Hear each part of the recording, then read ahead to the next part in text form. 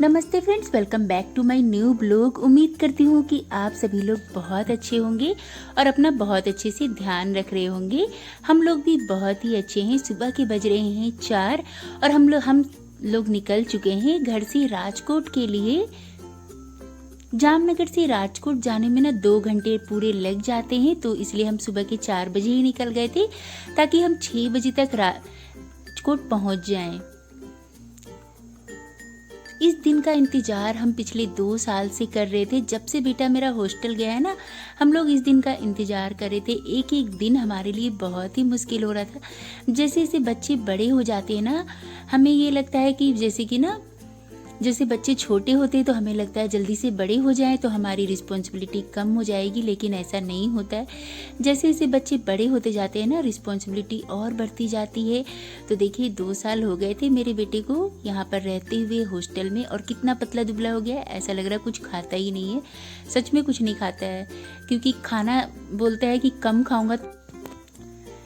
खाऊंगा तभी तो नींद नहीं आएगी, तो पढ़ पाऊंगा। खैर छोड़िए, 2 साल बहुत मेहनत किया है मेरे बेटे ने, और फाइनली आज वो दिन है जिस दिन का हम लोग इंतज़ार कर रहे थे। तो सबसे पहले हम लोग पहुंचेंगे उसके रूम में। इसके बाद अमन तैयार हो जाएगा, फिर जाएंगे हम एग्ज़ाम सेंटर के लिए, निकल जाएंगे।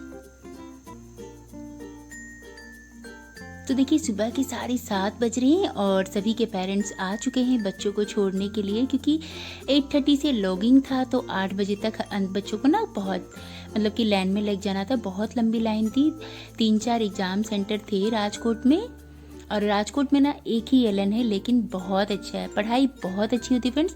फैकल्टी भी ना बहुत अच्छे हैं। तो आप लोग अगर गुजरात में हो, कि राजकोट के आसपास में हो ना, तो कि राजकोट बेस्ट ऑप्शन है। पहले हमने भी सोचा था कि अहमदाबाद भेज देंगे, या कोटा तो हमने कभी सोचा ही नहीं था कि कोटा भेजेंगे पढ़ने के लिए। अहमदाबाद के लिए प्लान किया था, लेकिन अहमदाबाद भी नहीं भेजा था, हमने राजकोट ही भेज दिया था। एग्ज़ाम देने के बाद बेटे ने कुछ खाया, पूरे दिन उसने सिर्फ फ्रूट ही खाया था और बस जूस पिया था और कुछ नहीं खाया था। इसके बाद हम लोग सीधे लेकर के आ गए बेटे को मैकडी में, क्योंकि बच्चों को भैया मैकडी में खाना था। जामनगर में मैकडी नहीं है। और यहाँ पर हमने लिया है chicken burger, French fries, ice cream थी और था मिल्क शेक, बहुत टेस्टी, और एक कोको कोला लिया था हम सभी ने।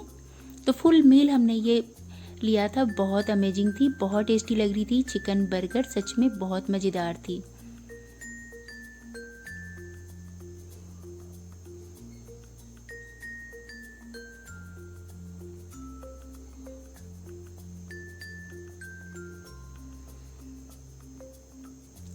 मैकडी में बर्गर खाने के बाद हमने किया खूब सारी शॉपिंग, क्योंकि बेटे को अब कॉलेज भी तो जाना है, तो यहीं पर हम शॉपिंग कर लेंगे, क्योंकि जामनगर में ना इतनी ज़्यादा मॉल्स नहीं है। तो यहाँ पर हमने खूब सारी शॉपिंग करा दी। इसके बाद हम लोग आ गए हॉस्टल में दोबारा से, और कर रहे हैं अब पैकिंग। बेटे का सब कुछ पैक करना था, सारी बुक्स वगैरह हमने पैक कर लिए। और ये है 501।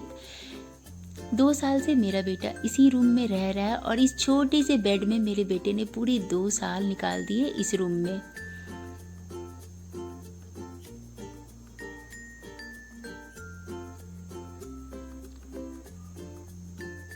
एक रूम में 3 बच्चे रहते हैं, और ये स्टडी टेबल साथ में ही दिया हुआ है, और ये कबर्ड से देखिए तीनों बच्चों के ना सामान इसी में आ जाते हैं।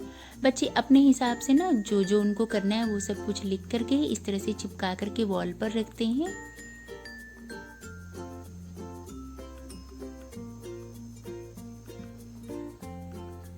और ये खिड़की, यहाँ से सुबह सुबह ना बहुत अच्छी हवा आती है और बहुत ही अच्छा लगता है। बिल्कुल मूड रिफ्रेश सा हो जाता है। जैसे कि पढ़ाई करते करते अगर कभी थक गए, बोर हो रहे ना, तो बाहर से देखिए बहुत अच्छा नज़ारा लगता है, और हवा भी बहुत अच्छी चल रही थी। ऐसा लग ही नहीं रहा था कि इतनी गर्मी है, कि बहुत अच्छा हवा चल रहा था। 5th फ्लोर पर है ना, तो इसीलिए सारा सामान पैक हो गया। इसके बाद हम लोग आ गए घर, और घर आने के बाद ना सुबह, रात को हम घर आए थे सुबह, फिर हमने उठी तो देखा कि कोई सब्जी नहीं था, क्योंकि हम तो राजकोट गए हुए थे। मैं बेटी को बोली चलो राजकोट से ही थोड़ी बहुत सब्जी शॉपिंग कर लेती, तो मेरा बेटा बोल रहा है राजकोट का बहुत खा लिया मैंने, भिंडी तोरी, अब मुझे जामनगर की सब्जी खानी है, राजकोट का कुछ भी नहीं खाना है। तो मम्मा आप यहाँ से कुछ मत लो, वहीं से लेना। स्प्राउट तो मैं हमेशा ही बना करके फ्रिज में स्टोर करके रखती हूँ। तो देखिए चलिए स्प्राउट का ही डोसा बना लेते हैं। बेटी से मैंने पूछा तो बोला हाँ मैं डोसा खा लूँगा, तो मैं वही बना रही थी। तो कितने अच्छे से स्प्राउट बन करके तैयार हुआ है। तो सबसे पहले मूंगफली की चटनी बनाएंगे। तो गैस के ऊपर मैंने एक तवा रख दिया, इसमें डालेंगे थोड़ी सी मूंगफली। आपको जितनी क्वांटिटी के हिसाब से बनानी है ना, आप उस हिसाब से मूंगफली को भून लें। यहाँ पर लो फ्लेम पर हम 5 से 7 मिनट के लिए मूंगफली को भूनेंगे अच्छे से। जब तक हमारी मूंगफली भून रही है, चलिए हम डोसे का बैटर तैयार कर लेते हैं।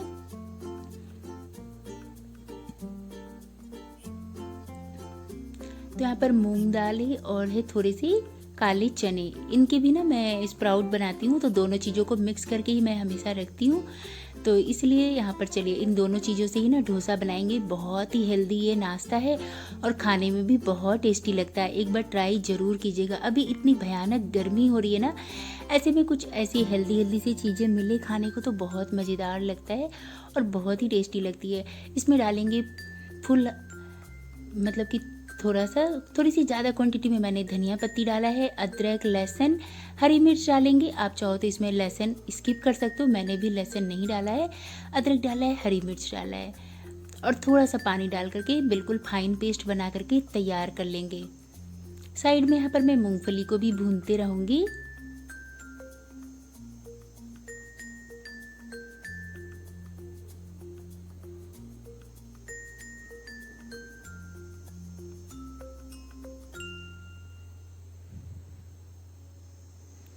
डोसे का बैटर हमारा तैयार हो गया है, तो इसे हम निकाल लेते हैं। अगर आपको एकदम क्रिस्पी डोसा पसंद है ना, तो आप इसमें 2 चम्मच चावल का आटा मिक्स कर सकते हैं, लेकिन मेरे पास चावल का आटा नहीं था तो मैंने नहीं डाला है। या फिर आप इसमें सूजी भी डाल सकते हैं, लेकिन मेरे घर में सभी को थोड़ी सी सॉफ्ट से ये वाली डोसे पसंद है, तो मैंने इसलिए इसमें कुछ नहीं डाला था। आप चाहो तो सूजी या फिर चावल का आटा डाल करके इसे पीस सकते हैं। इससे आपका जो डोसा है ना बहुत ही क्रिस्पी बन करके तैयार होगा। मूँगफली भुन गई थी तो गैस की फ्लेम मैंने बंद कर दिया था। और चटनी बनाने के लिए मूँगफली डालेंगे, 1 प्याज डालेंगे, 2 से 3 लहसुन की कली और 1 टमाटर डालेंगे।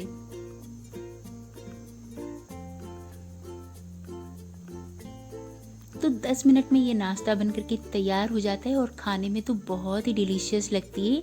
एक बार इस रेसिपी को आप ट्राई ज़रूर करना, आई एम श्योर आपको बहुत पसंद आएगी। और ये जो क्विक वाली चटनी है ना बहुत टेस्टी लगती है फ्रेंड्स। तो देखिए सारी चीज़ें इसमें डल गया है। अब हम इसमें डालेंगे थोड़ा सा स्वाद के हिसाब से नमक।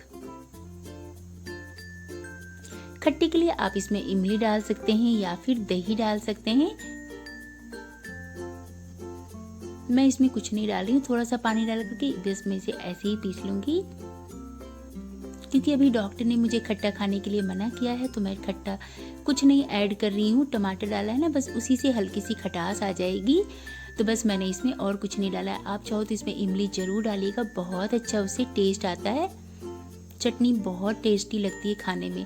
अब चटनी तैयार हो गई है, आप चाहो तो इसे इस टाइम पर भी कंज्यूम कर सकते हो या फिर एक फ्लेवरफुल तड़का लगा लेते हैं, जिसकी वजह से चटनी बहुत ही अमेजिंग लगती है।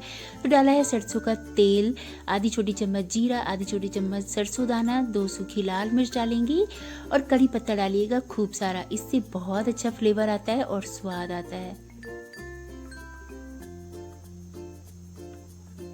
हींग खत्म हो गया था तो मैंने हींग नहीं डाला है, आपके पास हो तो हींग जरूर डालिएगा, इससे फ्लेवर और भी ज़्यादा इन्हेंस हो जाता है चटनी का।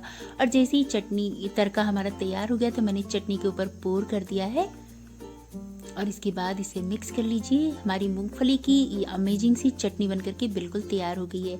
तो बैटर तैयार है, यहाँ पर मैं इसमें डालूंगी स्वाद के हिसाब से नमक और चलिए फटाफट से डोसा बना लेते हैं।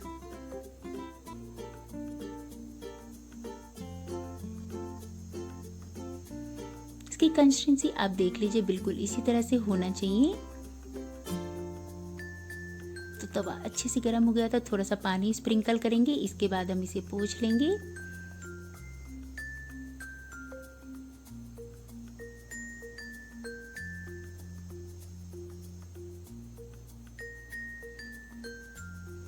मैं तेल लगाना भूल गई थी, इसलिए दोबारा से थोड़ा सा तेल लगाया, थोड़ा सा पानी स्प्रिंकल करके फिर से मैंने इसे साफ़ कर दिया। और अब डोसे के बैटर को हम फैला लेंगे।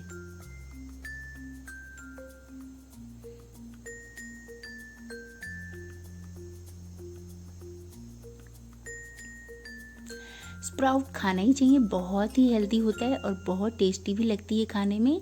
तो इस तरह से ना, अगर आपके बच्चे स्प्राउट खाना पसंद नहीं करते हैं तो आप उनको इस तरह से डोसा या चीला बना करके दे सकते हैं। थोड़ा सा देसी घी लगाएंगे, क्योंकि घी लगाने से ना बहुत अच्छा टेस्ट आता है, या फिर आप बटर भी लगा सकते हो।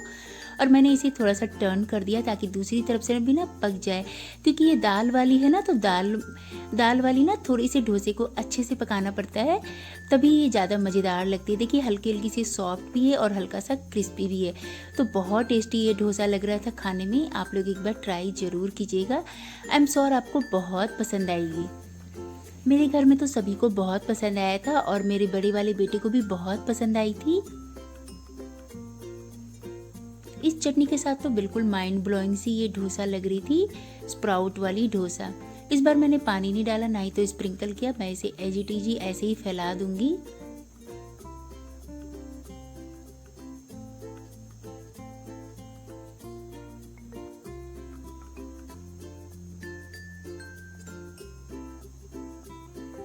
आप चाहो तो एक तरफ से भी सेक सकते हो, लेकिन ये दाल वाला डोसा है ना, तो थोड़ा सा पकने में समय ज़्यादा लगता है, तो इसलिए मैं इसे दोनों तरफ से सेक लूँगी ताकि ना ये खाने में भी अच्छा लगे।